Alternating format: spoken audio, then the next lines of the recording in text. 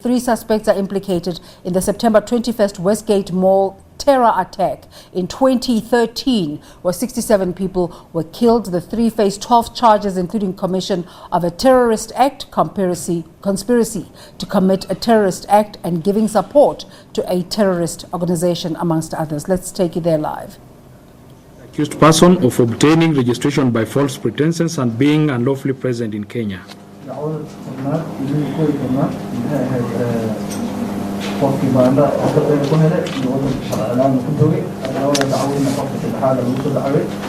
I've set out the provisions of the law under which those offenses were charged.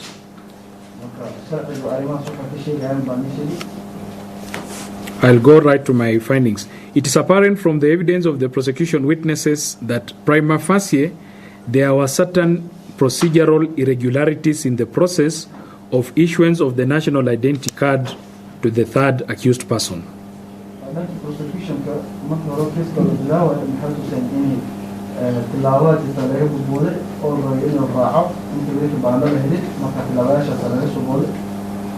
Some of the witnesses who are indicated to have attended the vetting minutes have denied that they ever attended or signed them. Those are the chiefs.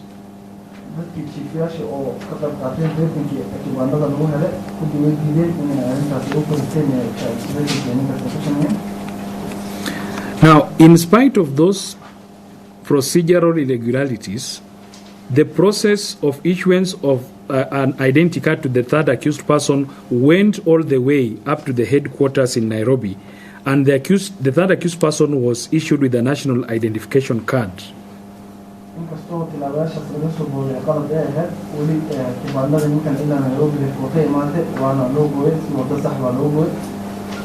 This is in spite of PW 46 saying that there is an independent process of verification and vetting that goes on in Nairobi.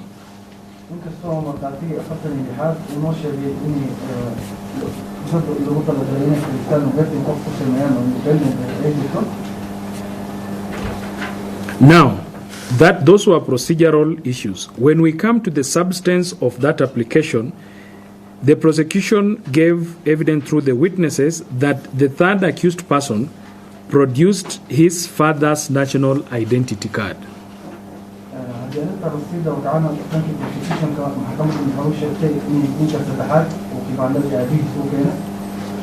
That was one of the primary documents indicated by the prosecution witnesses that was required for one to be issued with a national identity card.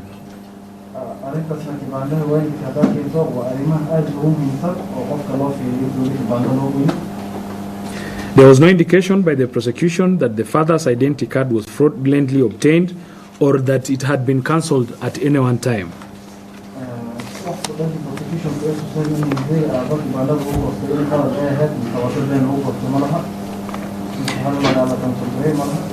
Now, who would have answered to the procedural irregularities that were shown by the prosecution?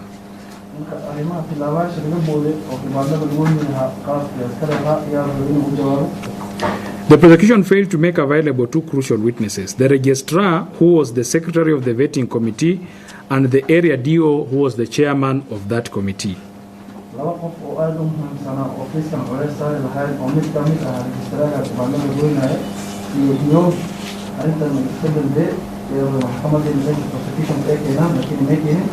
The investigating officer, PW 45, made a bare allegation that the secretary, Mr. Naivasha, had been charged for some offense. Interestingly, the investigating officer did not bother to tell the court in which court he had been charged, the offenses with which he had been charged, and even produce a copy of the charge sheet to show that indeed what they were alleging is true.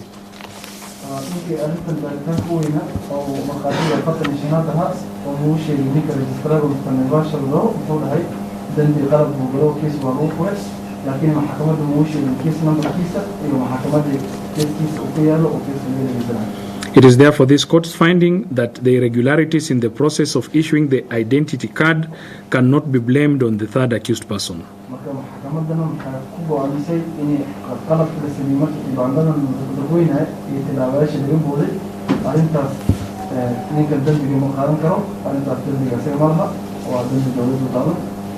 If the third accused person presented himself, he provided the requisite documents, which for now have not been challenged, and then he was issued with the national identity card upon what he believed to be proper vetting.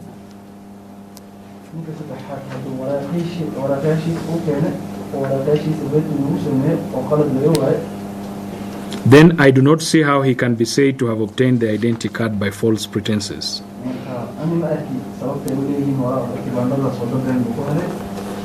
The identity card now identifies him as a citizen of Kenya.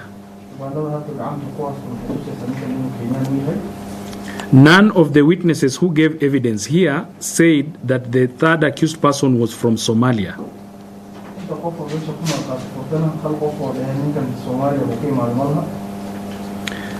I do not think that the process of denying the third accused person or any other person, any other citizen of Kenya for that matter, his or her citizenship should be through the criminal process, where it would appear that the investigative agencies have made up their mind that he is not Kenyan.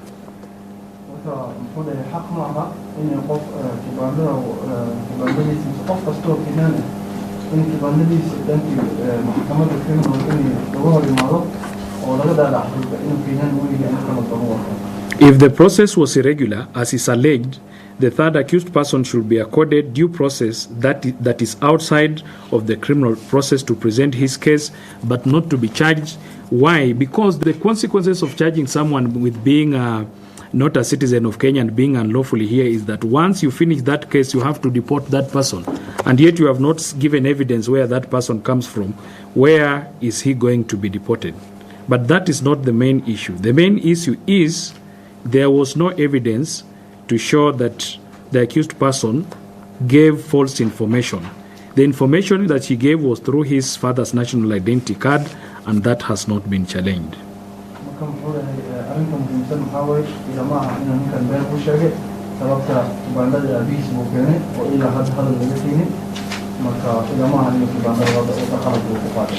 In the premises, I found that the evidence tendered by the prosecution was not sufficient to establish a prima facie case to warrant the third accused person to be called upon to offer defense on the charges of obtaining registration by false pretenses and being unlawfully present in Kenya, as laid out in counts 10 and 11 respectively, and he was therefore acquitted of the charges under section 210 of the Criminal Procedure Code.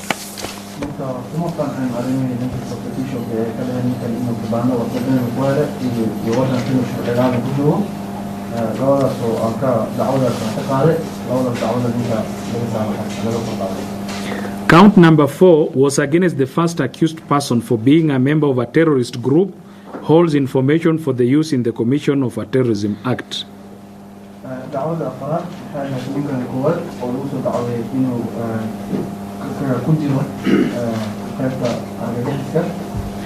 I agree with learned counsel for the defense, Mr. Mbugombredi, that indeed the drafting of this charge was inelegant and you are not able to understand what the prosecution is saying here.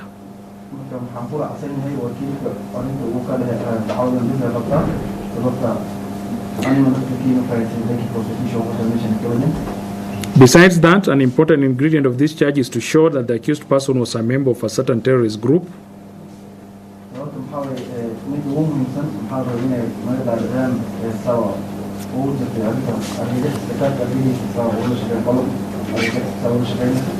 Now, terrorist groups are defined under the law, and they are actually supposed to be indicated, they are supposed to be gazetted as terrorist groups.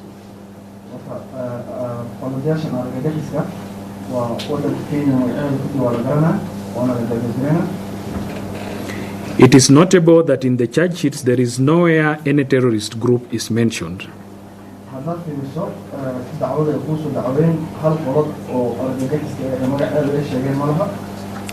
And besides, the prosecution did not give evidence to show to which terrorist group the first accused person belonged.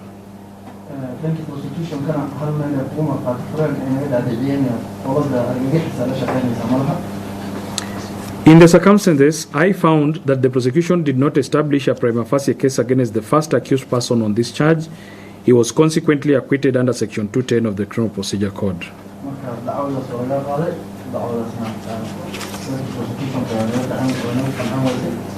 The second accused person was charged under count number 8 for making a false statement, and he was also acquitted of that.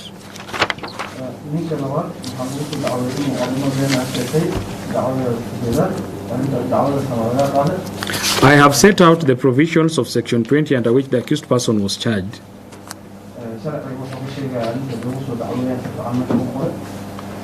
And I do not appreciate the wisdom in charging an accused person with such an offense. Because according to me, that will be an outright violation of the accused person's right against self-incrimination as guaranteed under Article 49(1)(b) of the Constitution of Kenya.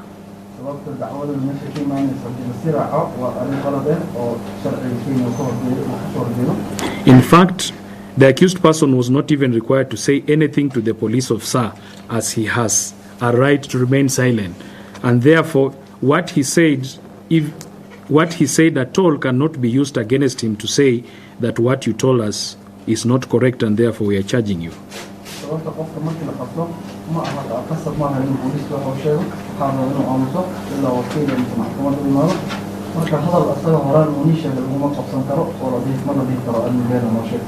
It is notable that the second accused person denied the charge. It was upon the prosecution to prove the case against him and not for him to aid it by stating things that will incriminate him.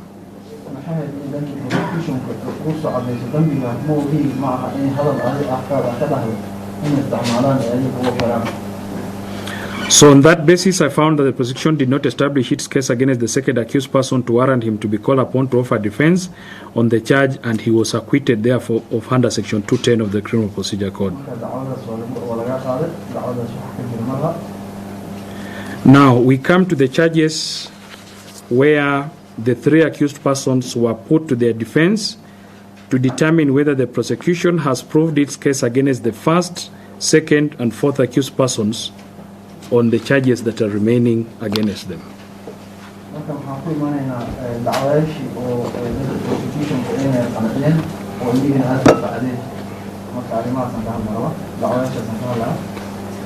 So count number, there is the charge of conspiracy to commit a terrorist act against all the accused persons.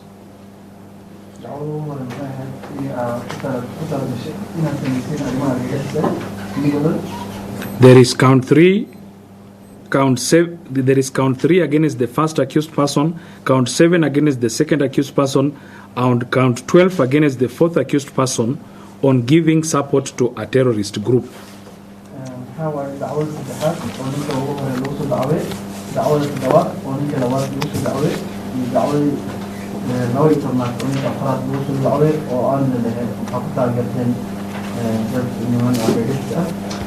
And I'm going to consider the charge of conspiracy and the charge of giving support together.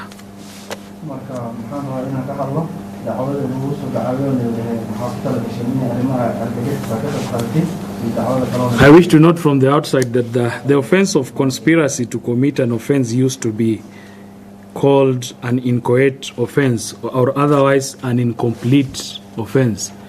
But now statute has reduced into a substantive offense, and that is how it is finding its way alongside substantive offenses. You don't need to explain that. I think that is maybe for Okello and Chacha.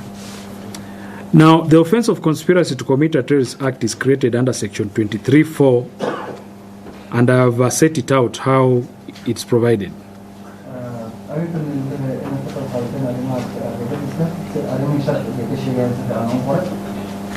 Mr. Mbugu Mrevi, learned counsel for the first and second accused persons, and Mr. Chacha Mwita for the fourth accused person, submit that the ingredients of the offense of conspiracy have not been proved beyond a reasonable doubt in this case.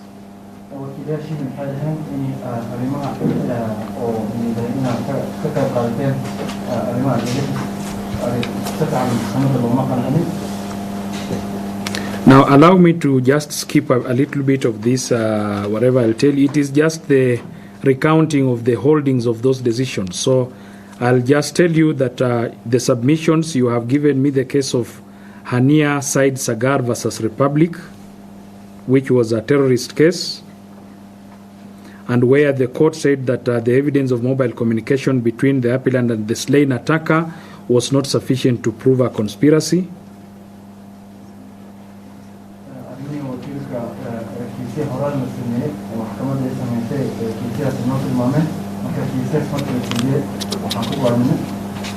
There is the case of Christopher Afula Makoha versus Republic, which sets out the elements of the offense of conspiracy.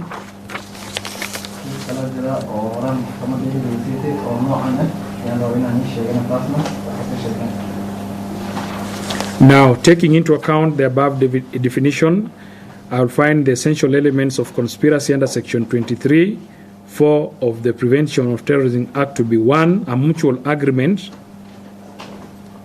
which is entered into by 2 or more persons to carry out a terrorist act.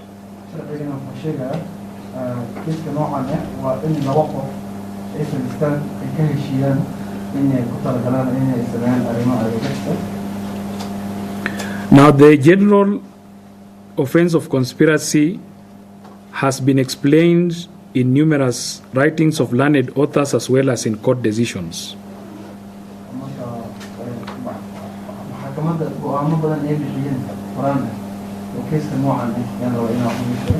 And I've considered those expositions very elaborately from the House of Lords case of Republic versus Saik,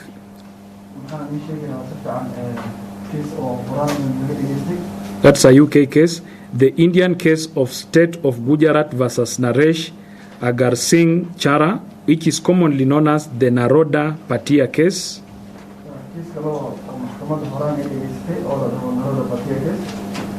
I have also looked at the case of Mohid Khalid versus State of West Bengal,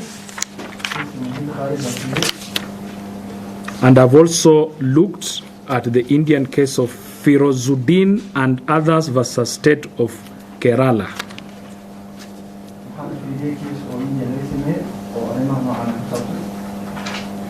And what I gather from the writings and as applied to the present case is that the offense of conspiracy to commit a terrorist act must of necessity be committed by 2 or more persons acting in concert to execute a common intention to commit a terrorist act.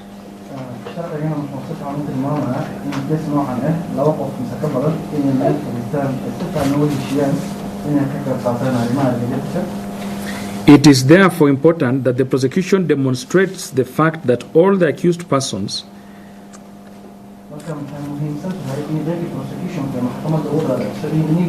that is, in respect of each accused person, he acted with a common intention with the others to commit the terrorist act.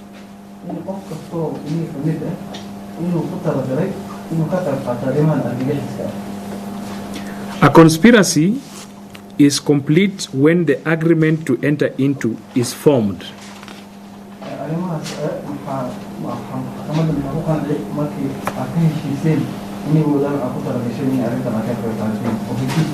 And even if nothing is done to complete that, to implement that conspiracy, the moment the agreement is formed and the people satisfied that there was a consent and that there was intention, then it is complete.